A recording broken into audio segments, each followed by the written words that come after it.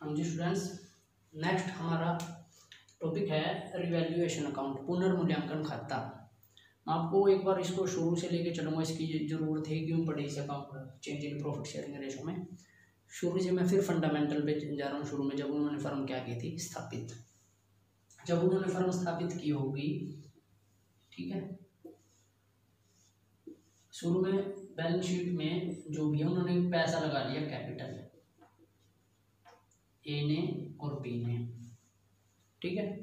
थोड़ा छोटा दिख रहा है, मैं बोल रहा हूँ कैपिटल दोनों ने कितनी लगा दी, ए ने लगा दी, ए और बी पार्टनर है, ए और बी। ए ने लगा दी 5 लाख और बी ने कितनी लगा दी 4 लाख। टोटल कितना रुपये लगा दिए 9 लाख रुपये। बिजनेस कर लिया थोड़ा स्टार्ट। मैं थोड़ा ज्यूम कर रहा हूँ, बस सारी चीज़ें सपोज करेंगे हम। जमीन खरीद ली उसने, लैंड, बिल्डिंग, ठीक है, 2 लाख। मशीनरी वगैरह भी खरीदी काम करने के लिए 2 लाख। फर्नीचर वगैरह भी लगाया सब। मैं कुछ चीज़ें बहुत सेट बैलेंस शीट बहुत बड़ी होती है, सिर्फ समझने के लिए करेंगे, चाहे मैं कुछ चीज़ें छूट भी जाए हमसे। 2 लाख, बाकी क्या बच गया कैश, कितना 1 लाख, तो 9 लाख। ठीक है। लोन भी हो सकता है कि लोन ले लिया उन्होंने। ये बात है कब की, और रेशो उनकी क्या हो गई 3:2। या इक्वली में दोनों ने क्या डिसाइड किया, हम इक्वली पार्टनर बनेंगे। क्या पार्टनर किस में करेंगे भाई, इक्वली। यहाँ पे साल निकल गया एक, अगले साल क्या हुआ, थोड़ा प्रॉफिट हो गया फर्म को, क्या हो गया प्रॉफिट। तो यहाँ पे आ जाता है प्रॉफिट्स, मान के चल रहे हैं 2 लाख रुपए। तो वो 2 लाख रुपए कैश में तो पड़ा होगा या कुछ, मैं कैश में ही सोच रहे हैं। तो यहाँ कितना हो गया भाई 11, कितना हो गया, तो कैश कितना हो गया 3 लाख। ये कंडीशन चलती रही थोड़ा। फिर उन्होंने क्या सोचा भाई, क्यों ना प्रॉफिट ऐसे पड़ा है, इसको थोड़ा सा रिजर्व में डाल लेते हैं। किस में रख लेते हैं भाई, प्रॉफिट में से कुछ पैसा किस में, 1 लाख यहाँ उसी साल को मान लेते हैं। उन्होंने कुछ क्या बना लिया रिजर्व में 1 लाख। 2 लाख वो ध्यान रखना कैश में ही है फिलहाल, वो भी 2 लाख इसमें, 2 लाख 1 लाख प्रॉफिट के हैं और 1 लाख इसी के हैं रिजर्व के हैं। वो यहीं पड़े होते हैं, कैश में ही पड़े हैं, ठीक है, या कहीं रखे हुए हैं हमने। ऐसे सिस्टम चल गया। 2011 इन्होंने ऐसे ही खरीदा इक्वली, दो सारी चीजें लगाई। यहाँ आ गया अब 2019, 2000 क्या हो गया, बैलेंस शीट ऐसे कैसे। रेशो उन्होंने क्या कर ली यहाँ पे चेंज, रेशो क्या कर ली चेंज। अब एक बात बताना, जो ये प्रॉफिट कमाए हैं, जो मैंने अभी इससे पहले वीडियो है एक्यूमुलेटेड प्रॉफिट्स की, accounting treatment of reserves and accumulated profits, ये प्रॉफिट कमाए हैं, किस कंट्रीब्यूशन दोनों का किस रेशो में हुआ होगा, इस रेशो में। ये तो रेशो अब चेंज हो रही है ना, इस वजह से ओल्ड रेशो में बांटा था ये, ध्यान रखना। इस वजह से ही जो अब मैंने लास्ट पढ़ा गया हूँ, थोड़ा ध्यान रखना।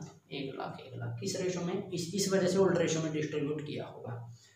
अब जैसे यहाँ रेशो चेंज करेंगे, वो यहाँ पे रेशो क्या करेंगे चेंज।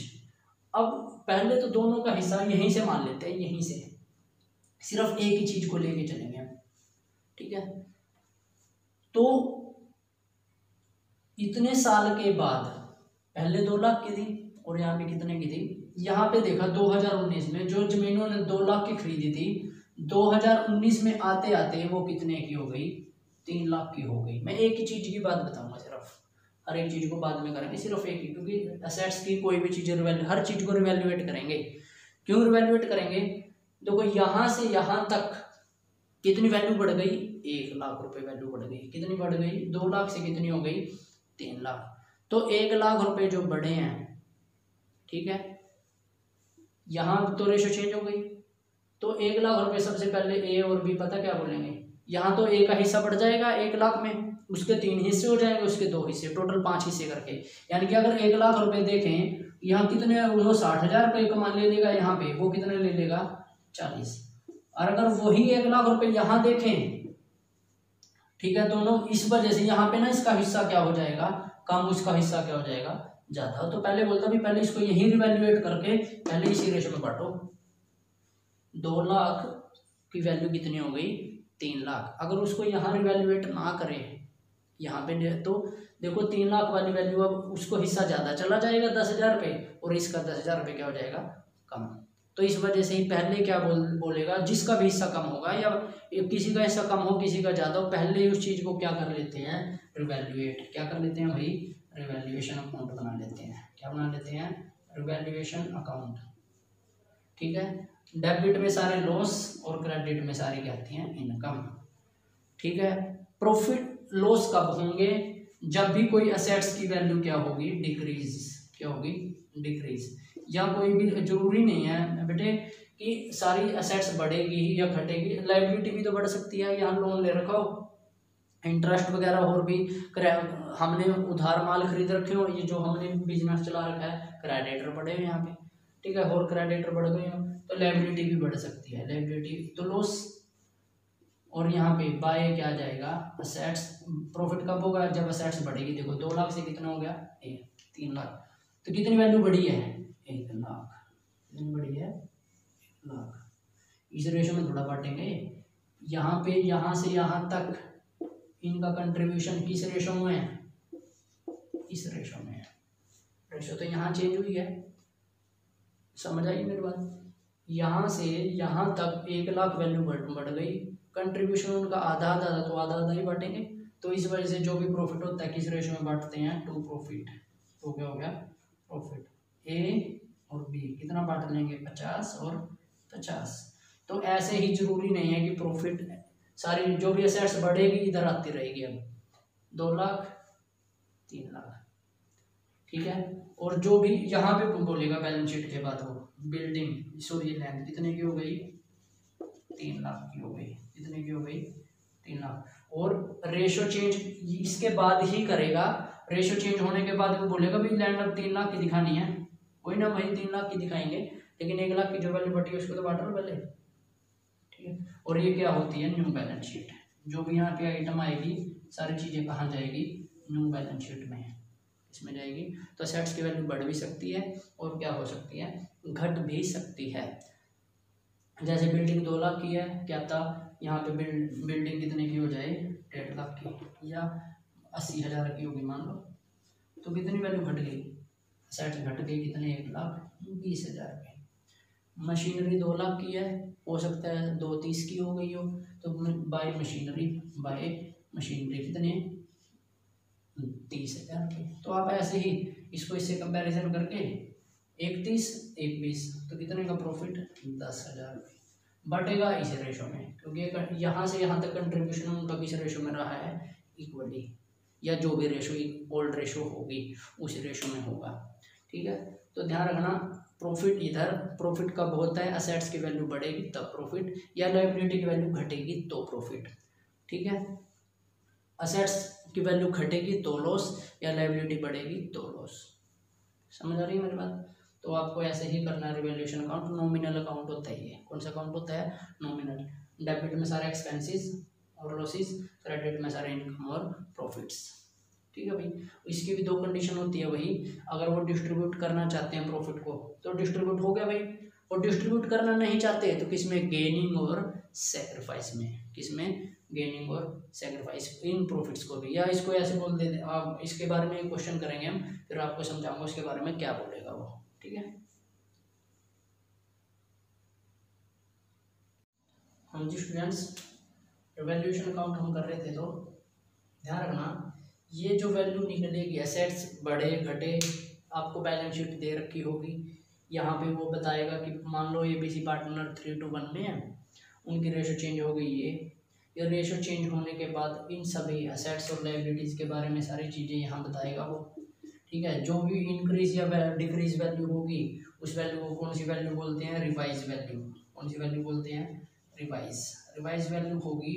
उस वैल्यू को दिखाने या ना दिखाने की 2 कंडीशन होती है। एक तो वो बुक्स में दिखाना चाहता है, बुक्स का मतलब समझना, इसके बाद जो नई बैलेंस शीट बनेगी, इसके बाद जो भी क्या बनेगी, नई बैलेंस शीट, उसकी बात करता है। बुक्स का मतलब होता है उसमें, अगर वो दिखाना चाहता है, ठीक है, तो आप उसको सीधा ही देखो, मान के चलते हैं लैंड पहले कितने की थी, 3 लाख, यहाँ मान के चल लो कितने की कर दी, 2.5 लाख। ठीक है, बिल्डिंग कितने की है, 2 लाख मान के चलते हैं, ये कितने की हो गई, 2,80,000 रुपये। ठीक है, प्लांट कितने का, 3 लाख मान के चलो, ये कितने का हो गया, 3,20,000 रुपये। ठीक है, डेटर्स के ध्यान रखना, अगर काफ़ी बच्चों को यहाँ कन्फ्यूजन होती है प्रोविजंस पे। प्रोविजन को ना ध्यान रखना, अगर कोई भी चीज आपकी असेट्स को डिक्रीज कर रही है, कोई भी चीज अगर, क्योंकि डेटर हमारी असेट्स है, डिक्रीज करने लग रही है ना, तो उसको ना आप लॉस मान लो। एक मैं समझना, सिर्फ लॉस मान लो उसको, क्या मान लो, लॉस। यहाँ पे ना वो ऐसे बोलेगा, provision for bad and doubtful debts will be increase. Will be या तो उनको इंक्रीज कर सकता है या उसको क्या कर सकता है, डिक्रीज। अब आप अपने आप समझ जाओ, लॉस 50,000 है, अगर वो will be increase by, will be increase to, increase हो गए कितने के हो गए, 60 के, कितने के हो गए, तो पहले 50 का लॉस था, अब कितने का हो गया, 60 का, तो कितने का लॉस हुआ, 10 का। तो आप लॉस समझ लो उसको। अगर वो इंक्रीज हो, वो provision for bad and doubtful debts वो कितने कर देता है, 40 के, कितने का कर देता है, पहले लॉस कितने का था, 50 का, पहले हम घटाते कितने, 50, अब कितने घटाएंगे, 40, तो हमें 10,000 रुपये बच गए, तो प्रॉफिट, तो क्या हो गया, प्रॉफिट। तो आपने इससे कंपैरिजन करना है इसको। अगर मान के चलो ये ऐसे बोल देता है, provision for bad and doubtful debts 10%, कितना बोल देता है, 10%, तो समझो 10% कितना हो गया, 2.5 लाख का 25,000 रुपये। अब देखें, पहले 50 था लॉस, अब कितना हो गया, 25, तो 25 का फिर प्रॉफिट। और जो भी यहाँ पे जो भी चीजें ये बोलेगा, जो भी जैसे भी बोले, वो सारी चीजें क्या होती है, न्यू बैलेंस शीट, क्या होती है ये, जो भी चीज यहाँ बोलेगा, सारी अमेंडमेंट जो भी संशोधन होगा, आपने कहाँ करनी है, नई बैलेंस शीट में। जैसे लैंड कितने की थी, 3 लाख की, कितने की हो गई, 2.5 लाख की, देखो घट गई, तो यहाँ पे आ गया लॉस, 2 आ गया लैंड, मैं यहाँ कर देता हूँ, अब समझना, 2 लैंड कितनी भाई, 50,000 रुपये, कितनी, 50। बिल्डिंग 280 पहले कितने की थी, 2 लाख, तो बढ़ गई, तो प्रॉफिट बाय बिल्डिंग कितनी, 80,000 रुपये।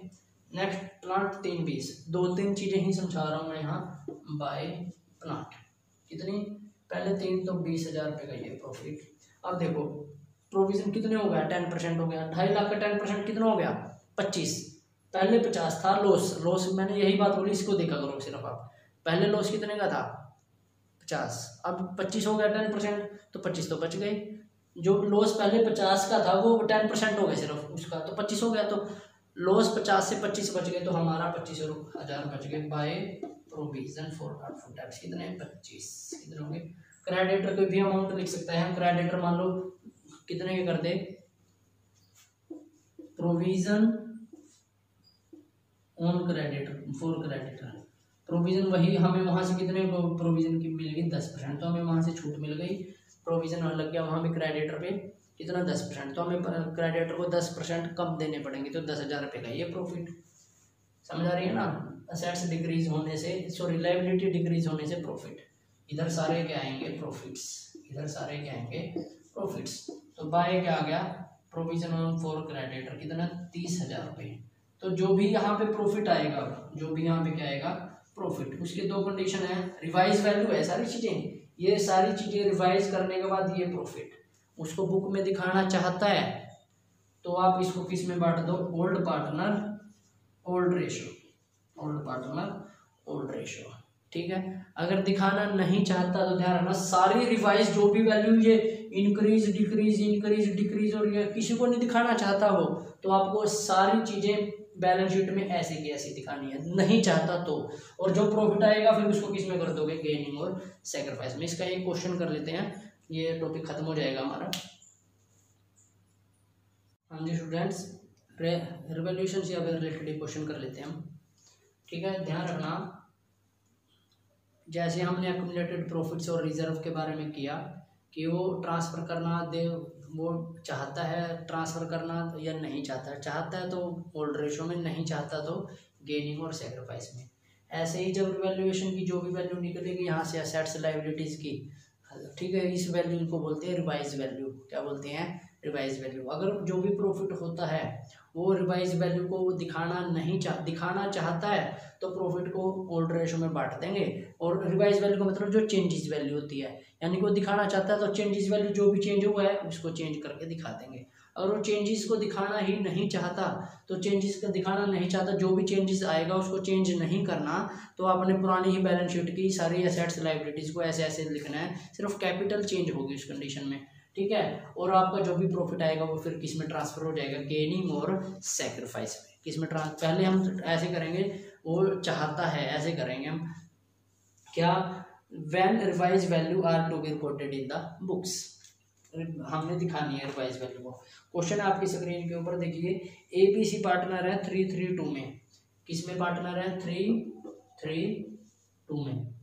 ठीक है भाई, और सारी चीजें दे रखी है बैलेंस शीट में। अब सन्ड्री क्रेडिटर 24,000 के, जनरल रिजर्व 36,000 रुपये के हैं, लेकिन तब तक आप इसको नहीं देखोगे, छेड़ोगे, तब तक इसके बारे में कोई इन्फॉर्मेशन ना दे रखी हो। अभी हम सिर्फ देख रहे हैं कि क्या क्या चीज़ें इसके अंदर हैं। अब देखते हैं तो उन्होंने क्या 1 अप्रैल 2017 को क्या रेशो कर ली? 4:3:2। क्या कर ली? 4:3 और 2।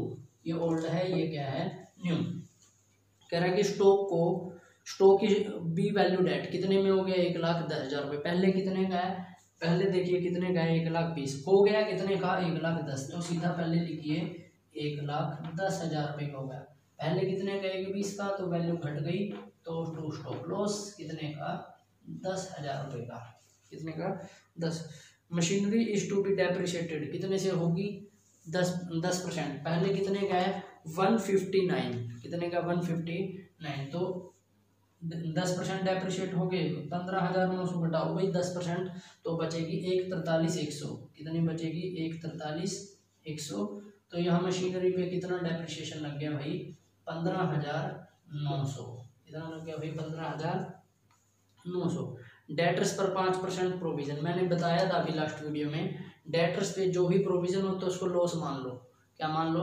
लॉस, क्योंकि एसेट्स की वैल्यू डिक्रीज कर रहा है। ठीक है, अब आपने ये देखना है, पहले बैलेंस शीट है, मान लो पहले बैलेंस शीट में डेटर्स पे जो भी प्रोविजन होता है, जो भी क्या होता है?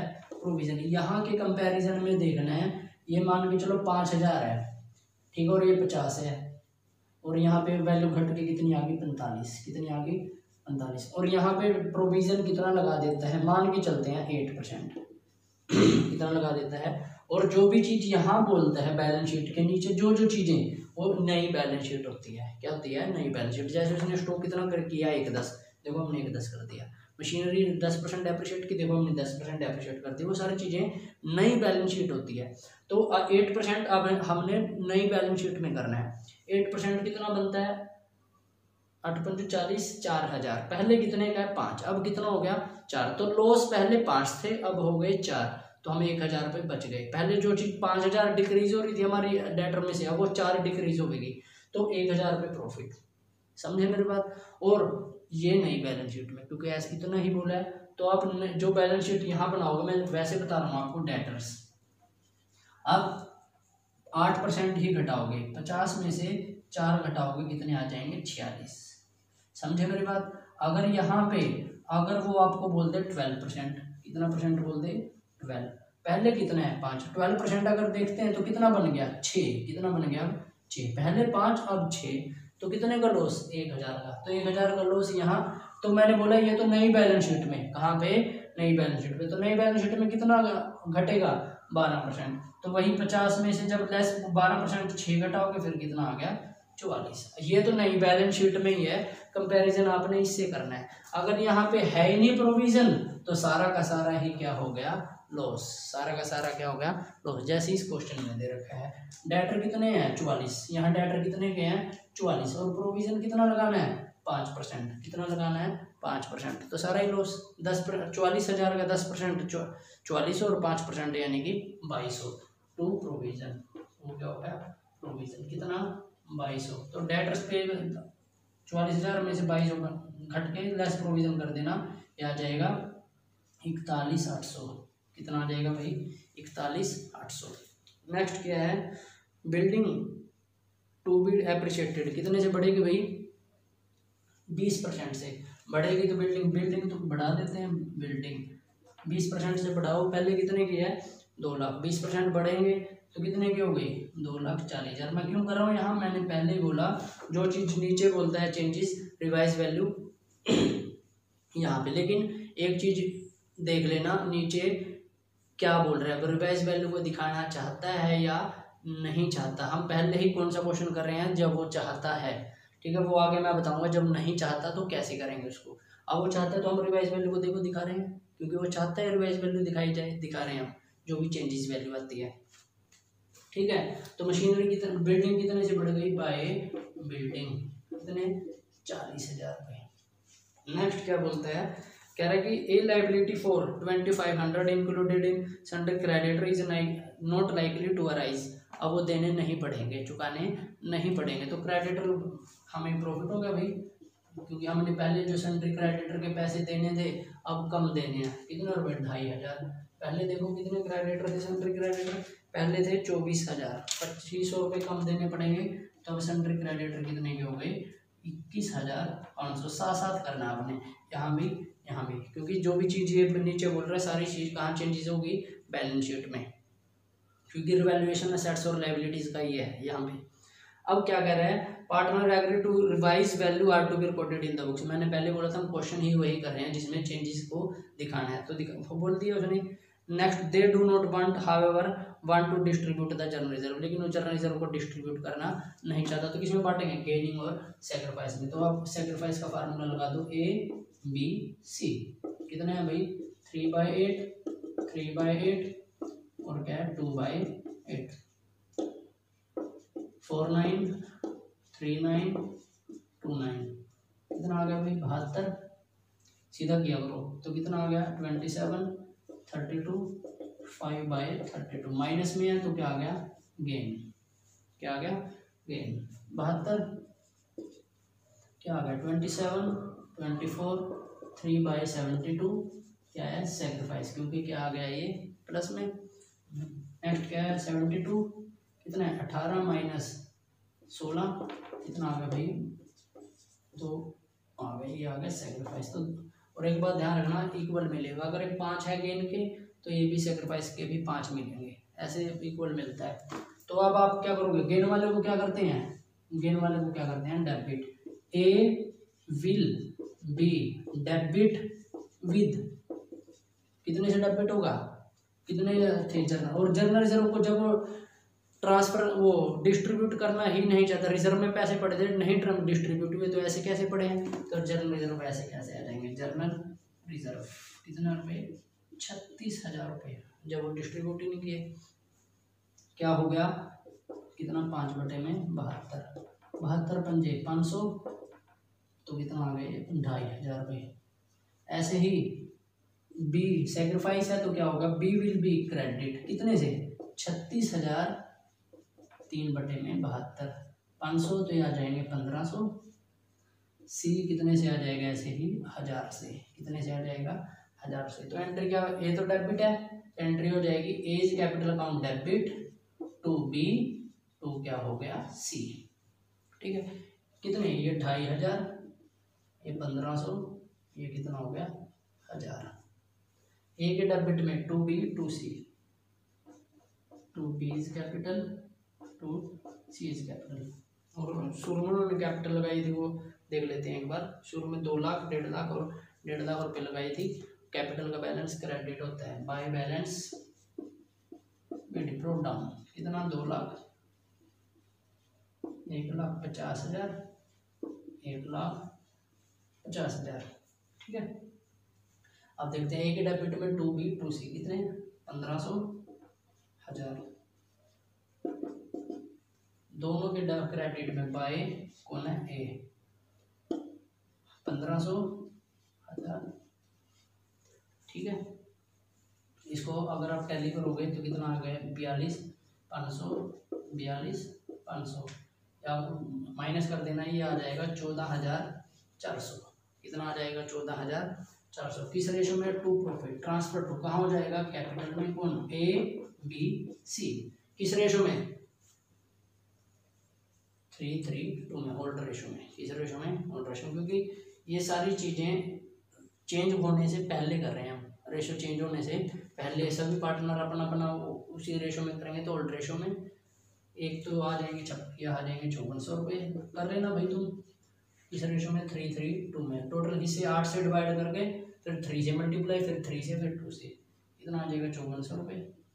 और कितना आ जाएगा 3600 रुपये, 1800 को आ जाएगा। ठीक है, ये 8 से डिवाइड करके 1800। प्रॉफिट कहाँ ट्रांसफर होता है? कैपिटल तो बढ़ेगी बाय वैल्यूएशन, कितना 5400, 3600। ठीक है, कर लेते हैं भाई। 150, 151, 154, 600। ये कितना हो गया भाई? 151, 56, 160, 900, 159,900। ये कितना आ गया? 2,05,400, 2,05,400, 159,900, 154,600। To balance CD carry down. कहाँ लेके जाना है? बैलेंस CD बोल रहा है वो, कैरी डाउन लेके जाओ भाई। तो 5400 में से 25 हो जाएंगे तो कितने बचेंगे? 2900। यहाँ पे बैलेंस सेम, कितना आ जाएगा? 159,900। ये कितना आ जाएगा? 154,600। ये कैपिटल बच गई। कैरी डाउन कहाँ लेके जाओ? बैलेंस शीट में। A is capital, B is capital, C is capital. 2,02,900, 1,59,900।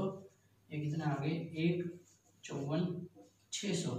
और इन सबका टोटल करें हम, इन सबका टोटल आ जाता है 5,14,400। कितना आ जाएगा? 5,14,400। ठीक है भाई। तो आप दोनों का बैलेंस अगर मिल गया तो क्वेश्चन ठीक है, अगर नहीं मिला तो क्वेश्चन गलत है। कर लेना भैया। आ जाएगा 5,71,900, 5,71,900। जो वैल्यू, अब मैं थोड़ा सा आपको यह भी बता देता हूँ। एक उसने जो लाइन बोली थी, partner agree to that the revise value are to be recorded in the book. देखो रिवाइज वैल्यू हमने दिखा रखी है। अगर वो यहीं पे ऐसे ही बोल दे, रिवाइज वैल्यू को दिखाना नहीं चाहता, तो पुरानी बैलेंस शीट का सारा बैलेंस ऐसे कैसे आ जाएगा? ठीक है, स्टॉक भी ऐसे, मशीनरी भी ऐसे, डेटर भी ऐसे, बिल्डिंग भी ऐसे, सन्ड्री क्रेडिटर भी ऐसे, और जनरल रिजर्व तो था ये डू नोट में। तो आप फिर क्या करते हैं? जो भी प्रॉफिट, एक तो प्रॉफिट और एक जर्नल रिजर्व। जर्नल रिजर्व कितने का है? 36,000 का। और प्रॉफिट फिर कितने का होता है? 14,400 का। दोनों का बैलेंस कितना होता है? 50,400। दोनों को आप फिर किस में करते हैं? गेनिंग और सेक्रीफाइस में। किस में करते हैं? गेनिंग। यहाँ पे आता है 50,400। कितना आता है? 50,400। यहाँ पे कितना आता है? 50,400 के हिसाब से कर देते हैं आप। ठीक है, फिर आपका क्या होता? सिर्फ चेंजेस कहाँ पे आता? ध्यान रखना, फिर सिर्फ कैपिटल चेंज होती है उसकी। क्या चेंज होती? कैपिटल। क्योंकि यहाँ पे ये एंट्री होती, सिर्फ ये अलग से डेबिट आता, ये क्रेडिट आता, ये क्रेडिट आता। सिर्फ इनकी यहाँ ये चेंजेस आते हैं, सिर्फ एक तो ये और एक ये। रिवैल्यूएशन का तो प्रॉफिट होता ही नहीं, क्योंकि प्रॉफिट ऐसे थोड़ा बढ़ता। प्रॉफिट तो कहाँ चला गया? गेनिंग और सेक्रीफाइस में। देखो फिर जो बैलेंस, सिर्फ कैपिटल चेंज होती, फिर उनकी क्या चेंज होती? सिर्फ कैपिटल।